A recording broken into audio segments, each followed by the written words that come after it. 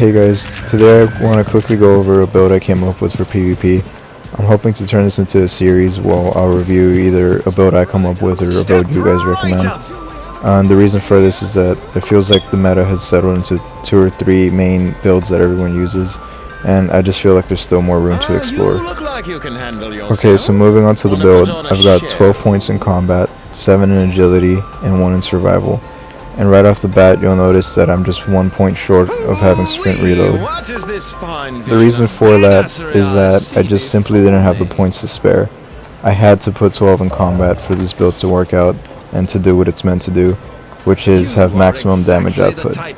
For that same reason, I also couldn't spare any more points in survival, which means I couldn't get auto heal boost or super health. So as you can tell, I'm giving up a lot just to have those 12 points in combat. And the reason to have those 12 points in combat is for all the damage perks that combat tree has, starting with critical damage. 15% critical damage is a pretty significant amount. It's equivalent to the max value you can get on boots, legs, or gloves. For example, I have legs with 30% ammo, but no crit, so this completely makes up for that. Next up we have elite damage boost. This is pretty important for PvE damage output, but for PvP and the purposes of this video, it's pretty irrelevant. Next up we have Stunner. This is one of the 2 main actives I tend to use with this build because this is mainly a defensive build. Deflector Skin is the other active that I mainly use, and along with the ammo up passive skill, it's the only reason I put 1 point in survival. Ammo up is more important in PvE, but seeing as it covers one of Faraday's main weaknesses, it's still good here. However, Lord of War is definitely the stronger of the passives here, because it turns Cryonic Scream into a one-shot kill pretty much all the time, which is pretty strong since Cryonic Scream gets 7 shots per ammo pickup instead of the 6 that True Patriot gets. One thing that I didn't expect to come into play but is actually pretty important for this build is the amount of accuracy that you get. So you get 15% accuracy from the marksman skill in the combat tree, and then you get 12% from the 12 points in combat. So what this does is give you a total of 27% accuracy, which can turn some guns into just total lasers. For example, Nico goes from 1.7 accuracy to 2.1. The last damage increasing perk that we have in this tree is the Iron Sight perk. Now normally you don't want to be using Iron Sights too much in PvP, but seeing as this is a passive defensive build, it's pretty much always a good idea to stay behind, aim down sights, and shoot people from a long range. Finally we have Magazine Max Out. This just completely enhances your mag size. 20% is a pretty significant buff. It's equal to the max you can get for AR clip on pants, and combined with the pants I have, which are 20% AR, 9% mag, these give my Faraday 29, which is pretty close to base Nico mag size.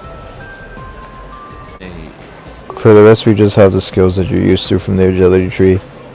Frag grenades, which I honestly don't use very much with this build.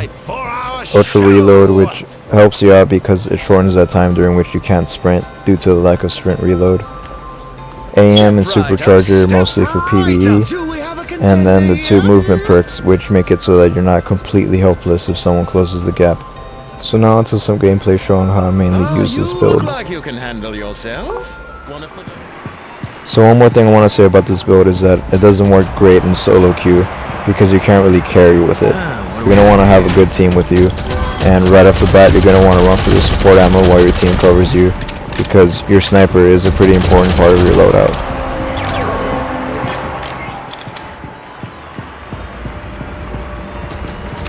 So if you don't completely whiff your shots like I do here, you can actually do a lot of work with those 7 rounds, and a lot of your kills will actually end up coming from your sniper.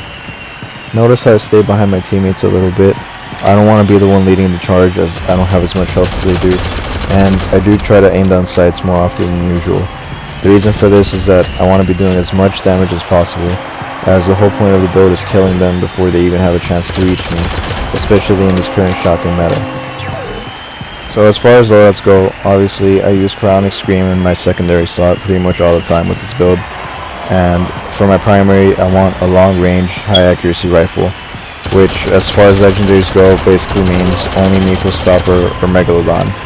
Megalodon's not in a great spot right now, but as long as you hit your shots, it can actually do some work with this build, as you'll see in some later clips. Faraday is still good, especially with the magazine max out perk, which can help out its only weakness, but it kind of promotes a bit more aggressive playstyle since its accuracy and range is not as good, and that can lead to some trouble as you really do not want to be playing up close. You'll just get destroyed by shotguns and team shotting. So what are my overall thoughts on this build and would I recommend it? Well, I'm not sure.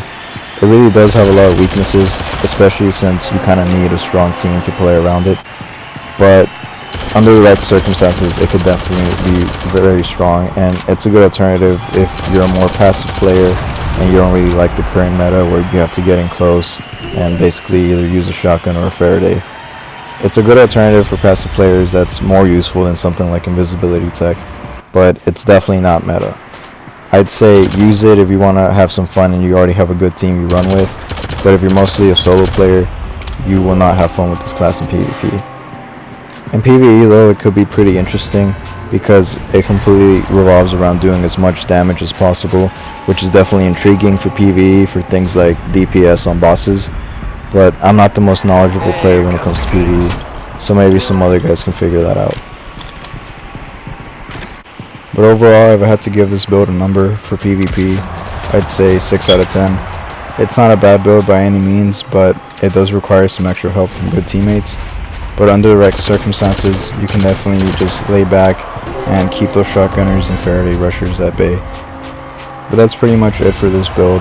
I'll just let the gameplay play out now. Please let me know if you have any ideas for future builds. I'll try them out and hopefully end up making a video on them. Thanks for watching.